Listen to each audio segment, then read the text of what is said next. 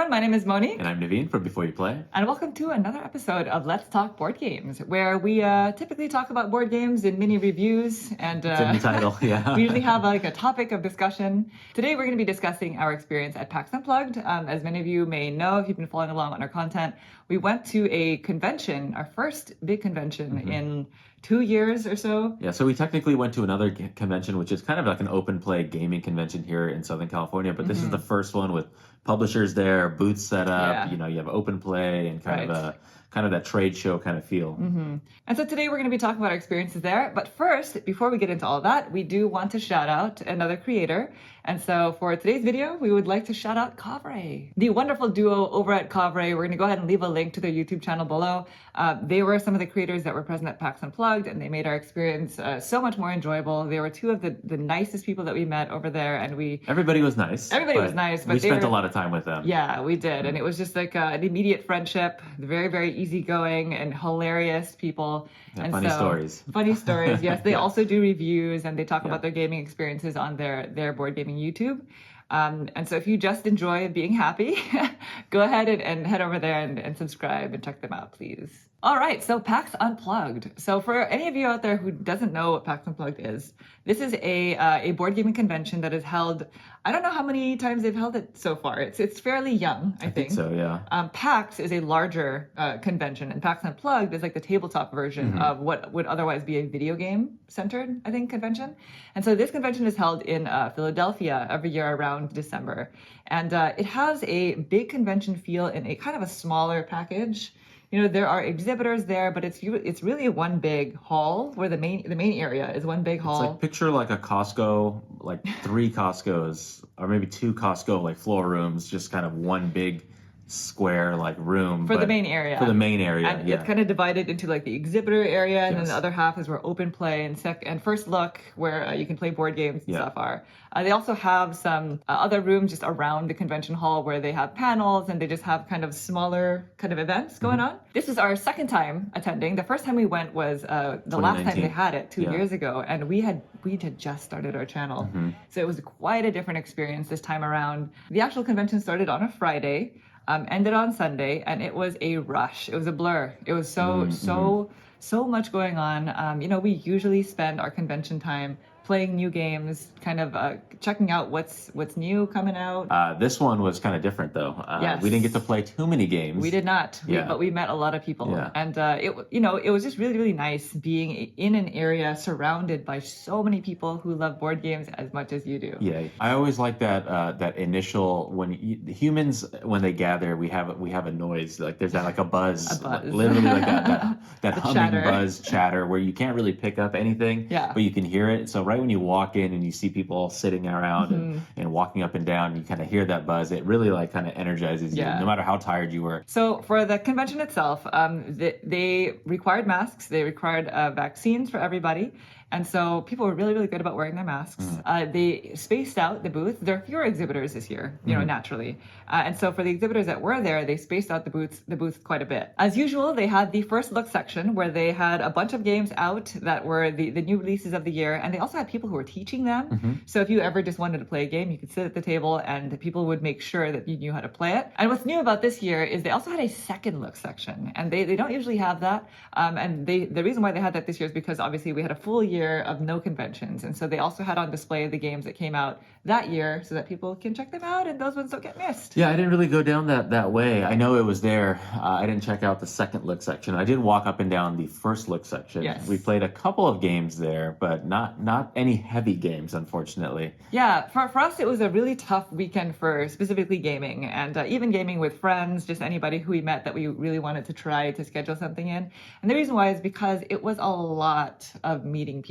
We met with a lot of publishers. We had a lot of publisher meetings. We met a lot of people who watch our channel, and that was the best. That was really cool, yeah. That was really, really cool. You know, it really makes everything worth it when you meet people and they tell you that they were able to learn a game because of a video that we've put out. You know, that makes everything worth it. And so we're really happy that we're able to connect with a lot of people who watch our channel.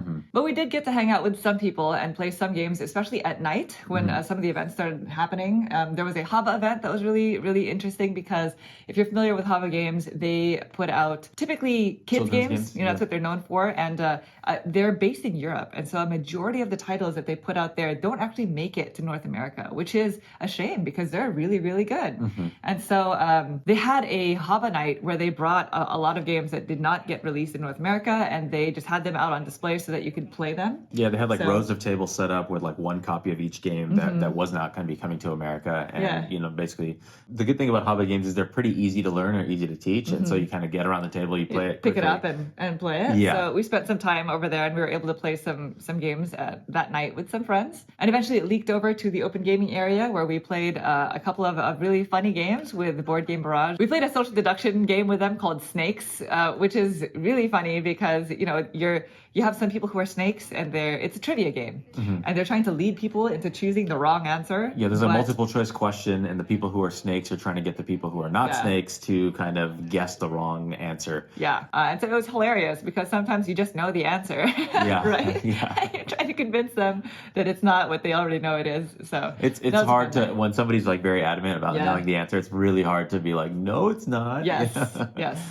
The talk of the town for the entire convention is, and this is I'm kind of shooting myself in the foot by saying this now because it's hard to find the game and I want to get it, and now other people are probably going to want to look for it. But it's a game called Scout, published by Oink Games, and that was like the talk of the town. Anybody who played that game was like, "This is my favorite game of the convention. I really want to buy Scout." People were looking for Oink. It's a trick-taking game, from what I understand. We didn't get to play it. It's a ladder climbing game. Oh, okay. And I pretend like I know what that means, but I don't actually truly know. We didn't get to play it, but I really want to now. And just like that hearing it all the time is like really making me want to look for a copy. Yeah, so we had an opportunity to play it on Sunday, but as they're cleaning up the convention, if they see a game is just sitting there like in the last hour, the people who are working the booths just to kind of pick up the pace, they cleaned it up right before we can get to it. Yeah, and off it went. So we didn't get to play it. We heard about it for about 3 days straight, and we found out that it is. You snooze, you lose. Yeah, snooze, you lose. We gotta play it. Can't find it. And we had a meeting with Funko to discuss their newest title that's going to be coming to Kickstarter this upcoming year called Jurassic Park Legacy.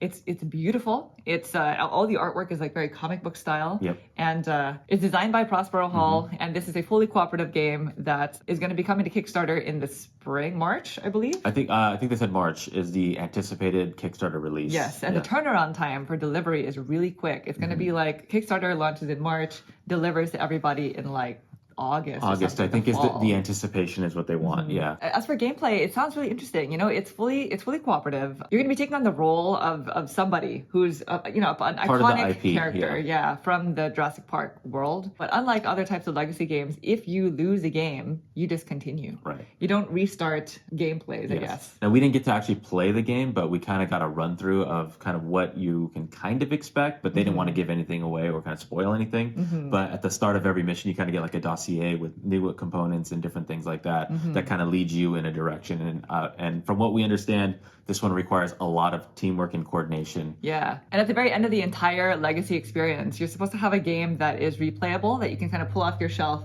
and play again and again, right? Just like a normal board game. And your final product is going to be different from somebody else's final product because based off of the decisions they made and just everything that happened in their gameplay. Yep. So I'm really interested in seeing what that game is going to be like. I'm pretty sure it's going to be a big deal Kickstarter. Yeah. That's one of your favorite IPs and one of your favorite movies of all Jurassic time. Park is probably my favorite movie of all time. So that was just hitting all of the buttons for me when we were sitting and hearing about the gameplay, but we're looking forward to seeing the final product. Otherwise, 2 games that we did demo in the first look section were 2 games from a new publisher, I believe, called Chili Fox. Yeah, I think they only have these 2 games. From what we've heard. Yeah. We haven't done the research ourselves, so I apologize if anybody from Chili Fox is watching. But the first game that we had played by them is a game called Doodle Dash, and that was It was a fun game. We played in a group. The quick rundown of that game is, it's just like Just One. If you played that game, where somebody has a card and the card has words on it that are numbered, and so whoever's turn is to guess is going to give everybody else the number of what word they need to draw. Right, and you don't know what word it is. Obviously, what it is, and so everybody starts drawing what that word is. But it's a race because whoever is the first to finish drawing, gets to take this token that's in the middle of the table. Whoever is the second to finish drawing takes this die and starts rolling it. And as soon as this symbol pops up on the die, stop hand symbol, everybody around the table has to stop drawing. Yeah, pencils down. And the reason why it's a race is because whoever was the first to finish their drawing gets to show the guesser their drawing first. Yes. And if they're able to guess just based off that first person's drawing, then the guesser and that first person who drew get the points.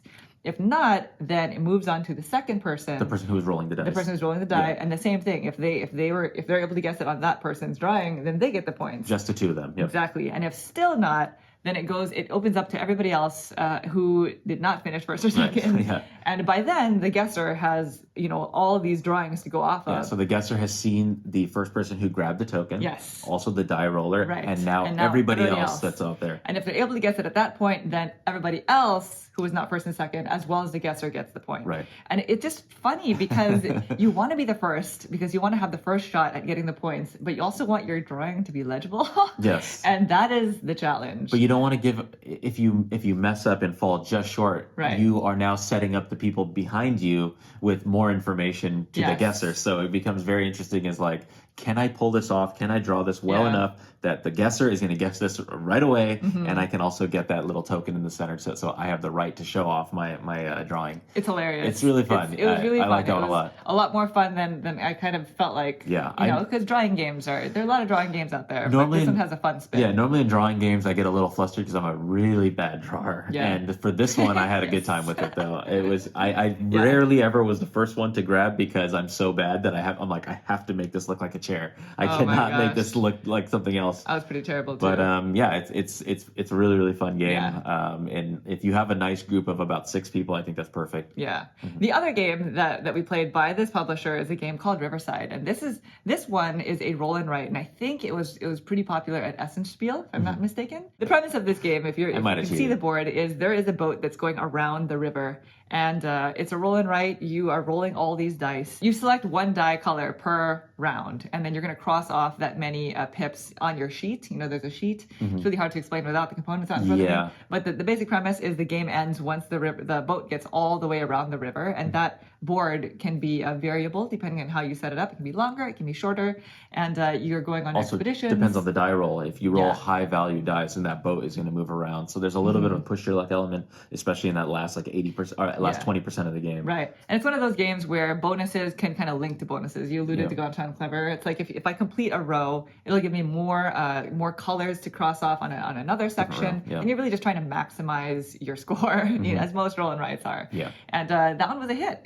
People really enjoyed that. I enjoyed it as well. It felt fresh. It was very different from other roll and writes that we'd played, but also similar, right? Yeah, similar, like in the sense that you can say it's Gone Time Clever-esque. Yeah. But different in the sense that like you have that board where you're kind of waiting for the ship to kind of go around. I'd say that's a roll and write to kind of look out for, as well as a publisher to be interested in. Oh, and we picked up some Star Realms. We picked up a bunch, actually, of copies of just there's so much now. There's so much content for Star Realms. When we first started playing Star Realms, it was just the base game, and then they released the first 4 expansion packs. And after that, I fell off of the Star Realms wagon. Right. And so when we kind of came upon their booth this time around, they have a ton of stuff.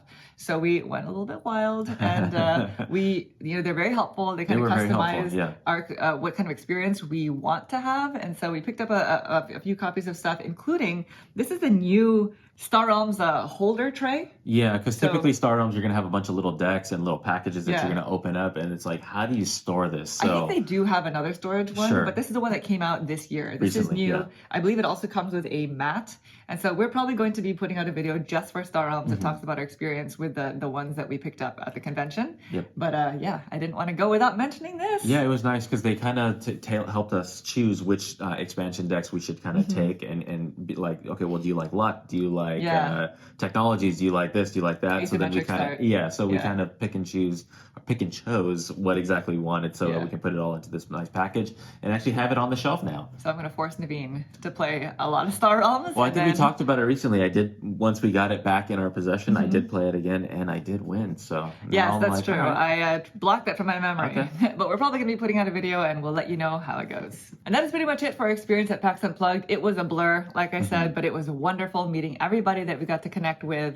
Thank you all so much to those of you who were able to meet, and we hope to cross paths with you all again in the future. So now let's talk about some board games that we have in our possession here. We have 4 different games that we're going to talk about, and we're just going to go in increasing complexity. Yeah. So lighter games to heavier games, I guess. Sure. You could say that. Let's do it. All right, so the first one is a very small box game from a publisher called Helvetic, and it's called Kompromat. Yeah. This is a 2-player only game, and it's very much so in the vein of Blackjack or 21. Yes, this is a wonderful size. This is a nice kind of like stocking stuffer game. If you're not familiar with Helvetic, by the way, this is a publisher that we met the first time when we were at Essenspiel, even before we started making content. I think they're based out of Switzerland. I could be wrong. Maybe. I think maybe. it is, yeah. And they make a lot of games that are of this size. I think they might have rebranded recently. So maybe we're wrong about the name of the publisher. And if so, we'll correct it down below. Right. But this game specifically is a 2-player only blackjack style game in which you are going on several missions to try to score the most amount of points. Each round, you'll have, I believe, 4 cards laid out. And each person has a identical deck of cards in their hand. On your turn, you're going to choose one of these 4 cards, or otherwise known as missions, to play cards to. The first card that you play is face up, and then after that, you can continue to play cards, basically trying to hit 21, as close as possible to 21. But the rest of the cards that you play will be face down, so your opponent doesn't know what your final score will be, including if you bust. It is possible for you to bust and your opponent not even know. Right. So then it goes back and forth. Essentially, your opponent will choose a mission and do the same thing, and you continue playing until all the cards have been played to all the missions, essentially. Yep. You reveal all the cards one by one per mission, and whoever scored closest to 21 without going over gets to take the mission card. And these mission cards are going to do different things for you. Some of them are just straight points. Some of them are set collection. You want to collect a certain number of that specific set of cards. Some get you a special ability for a future round. You'll gain notoriety tokens if you bust. And notoriety tokens obviously are bad. And so if somebody ever gains 9 of them, then they immediately lose the game. Otherwise, at the end of the game, whoever has the most points wins. And that's going to be points calculated from the different mission cards that you collected. This is a very good game. Yeah, it's clever. It's very clever. It's a lot of game in such a small box. It's 2-player only, for people who like blackjack style I like games. Blackjack 21. Yeah, it's very unassuming, It is, yeah. But then you go to play it and you're like, wow, they gamed blackjack. It's gamers blackjack. So I mean, not winning any money unless you wager, but it is interesting in the way that nobody knows if you busted. So I could be adding cards and I could have busted. Yeah. And then Monique's like, man, did he bust? Or like, I guess I got to dedicate some of my good cards over here, knowing that she could have just won with something as small as like 6 points. That's all she needed. It's really funny because then you can see what the missions your opponent has won and which missions they're probably going to really want to take. Yeah. And so just kind of the metagame, getting into each other's heads about what cards they might be playing. There's a card that's like either a 1 or an 11, and you can choose when all the cards are revealed what value that's going to take. So most of the Helvetic games that we've experienced have kind of that element of simple teach, but good, fun, replayable, and enjoyable. And very clever, very kind of unique design. Yeah. So this is a fantastic 2-player game, and it only plays in about 30 minutes, but you probably play it faster than that. And if we hadn't mentioned it, by the way, it's designed by Adam Porter and Rob Fisher. That is Kompromat. Duel of Spies. The next game is another quick, lightweight kind of game called Draftosaurus. And so we played this and kind of are reviewing it with the 2 expansions in mind. The 2 expansions that we have are Marina, which adds the water dinosaur. The water dinosaur. Yep. Plesiosaur. Yep. And the aerial show. And these add pterodactyls. And so this game is designed by Antoine Bauza and published by Ankama Games. And so if you're not familiar with this game, it is a very quick drafting game. And you can play with up to 5 players. So it does, fit a lot of people. It's really simple. Everybody has their own player board, and you're essentially taking a fistful of dinosaurs into your hand. There's a certain amount that you have to take to your hand. And you're going to be drafting one each round, passing the rest of them to the player sitting next to you. And then with that dinosaur, you're going to be placing the dinosaur in your park. Depending on the way a certain die rolls, it tells you how or dictates how exactly you must place that dinosaur. So one person each round is going to roll a die, and whoever rolls a die does not have to listen to the die, but everybody else around the table has to place their dinosaur following the rules of that die. And it's going to be stuff like only in the food court area, or maybe in I'm the wrong. grasslands or The something. grasslands, something like that. Yep. And each different section of your board will score in different ways. So like one pen requires you to have all different types of dinosaurs. One pen only wants pairs of the same type of dinosaur because they're like the lover's pen or something. Yeah, that's right. There's a heart shape. Yeah. Certain amount of points for those. If you have the most of a certain dinosaur, you can put that in that one section, and you'll get points for those. You get points for T-Rexes. So there's kind of a lot going on in terms of the scoring, but it's a very low complexity game, very, very fast game, because you just draft the dinosaur and then you continue on your way, essentially. Yeah, because it's a drafting game, everybody can see what everybody has been working towards. So sometimes you're going to make decisions of like,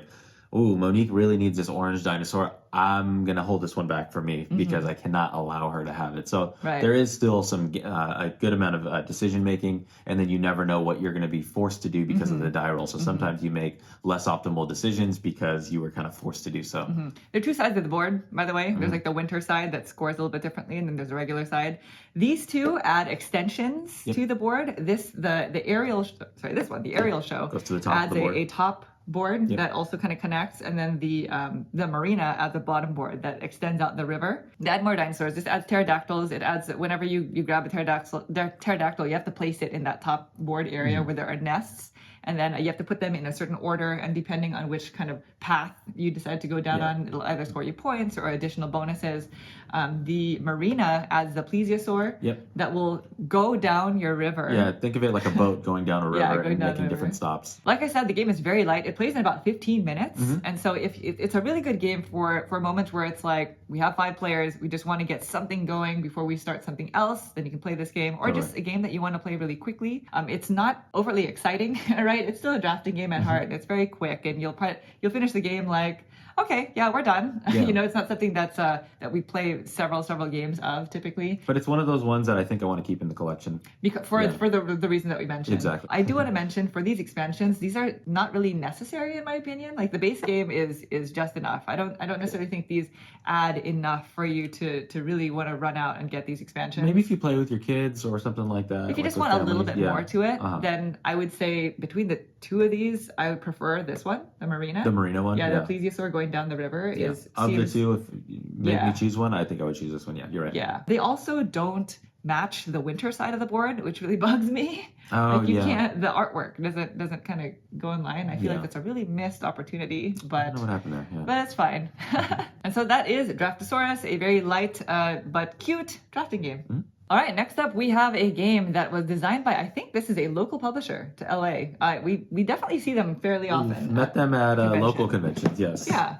It is a game called Rival Restaurants. So this game is designed by 3 different designers, I believe, and I don't want to get this wrong. Right. Rob Chu, John Kang, and Gary Alaka, and published by Gap Closer Games. This was on Kickstarter. This is a game that we've been wanting to talk about for a while now, but we really just hadn't had the opportunity.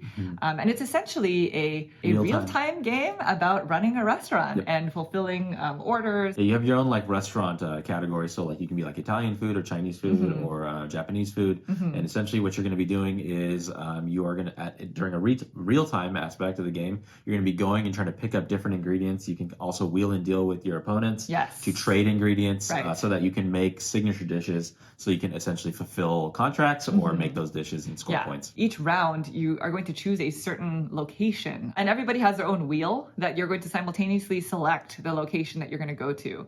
And so that's going to dictate which ingredients you get to purchase, because the different areas have specific ingredients that you can get. And then the timer will start, and everybody has 1 minute to purchase ingredients from that location or wheel and deal with the people who are there. So you can trade ingredients with other players. So I think that specific part of it is the heart and soul of the game. That real-time 1 minute aspect where you're wheeling and dealing, and it's wild because you all want the same ingredients. Yeah, you all want, you're looking out for yourself, obviously. Yeah, so and it's all public knowledge. It's all public knowledge. So you know what people are going for, and you're like, well, I will give you my onion if you give me your blah, blah, blah. Bread, right? So it's really funny. It's quite chaotic. It's definitely a family weight game, and it's definitely not going to be in everybody's wheelhouse, specifically for that real-time aspect. And also some of the powers sometimes feel really strong that somebody can just draw.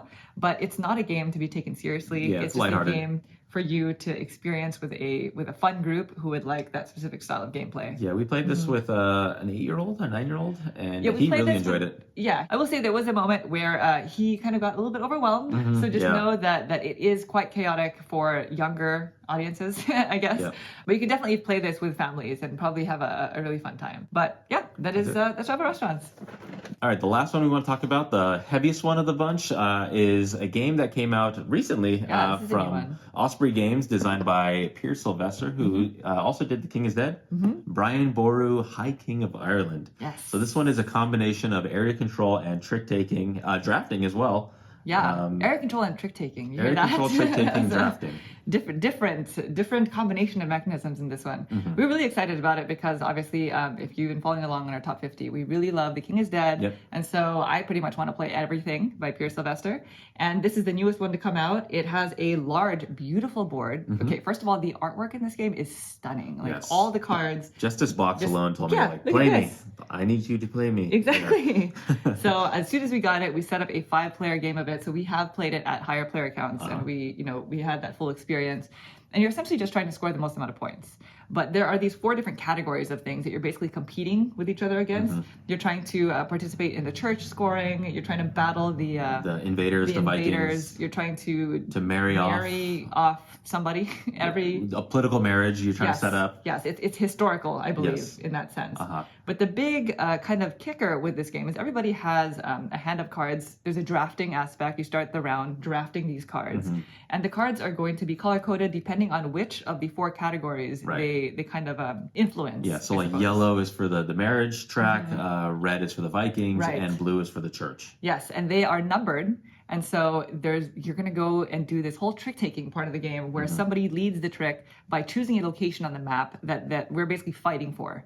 You don't have to follow the same trick-taking rules in the sense that if I play a blue card and I'm leading the trick, people don't have to continue with the blue card. And once everybody's played a card, whoever played the highest numbered card of the color that I started with, which in that case would be blue, wins the trick. And all that means is you get to take control of that area that I had chosen to start the trick with. Yeah. And really, it means you get to take whatever the action is at the top of the card. Because the cards are split into 2 halves. There's like a really sweet action at the top of the card, which essentially lets you take control of a location. You get to put out your token out there. But the thing that's interesting in this game is higher cards will have a higher cost for putting out that token. So if you're able to sneak in and win a trick with a lower cost or lower valued card, you can not only put out your token for the area control, but you can also sometimes get money or get some other benefits in addition to that. And if you don't win the trick, then you just get to do the action that's at the bottom of the card. And sometimes you prefer that. Sometimes you purposely lose tricks. Yes, sometimes you purposely want to lose tricks so that you can do this thing, which is going to be like going up on the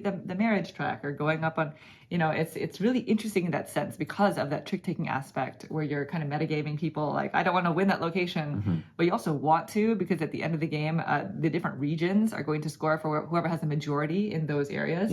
And those can really get you a lot of points. And there's also just, in general, region scoring. You score a certain amount of points depending on how many regions you are in. There are ways for you to remove people from regions.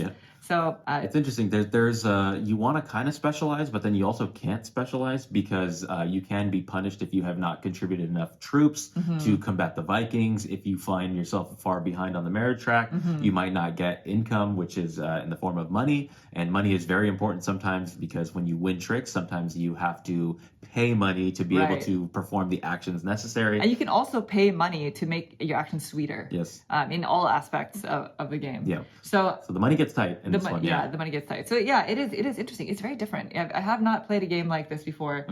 It's way less tight and much less, the pressure is way less in this game than it is in The King is Dead.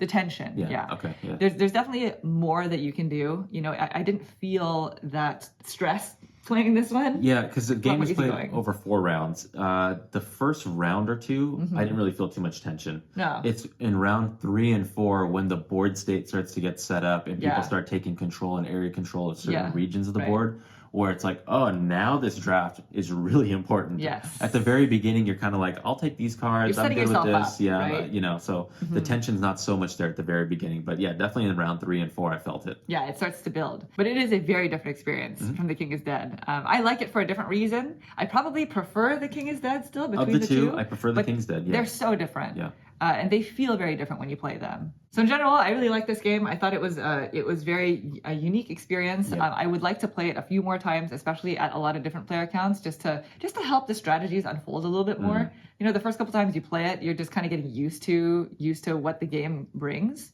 But eventually, I think strategies around the table will be a lot more purposeful. Unlike in The King is Dead, which is kind of a very quiet and like in your head silent game, this one we found ourselves more kind of social. laughing, talking, and then kind of judging people on what kind of cards they played. So we had a really good kind of table talk experience with this game. And so that is Brian Boru, High King of Ireland.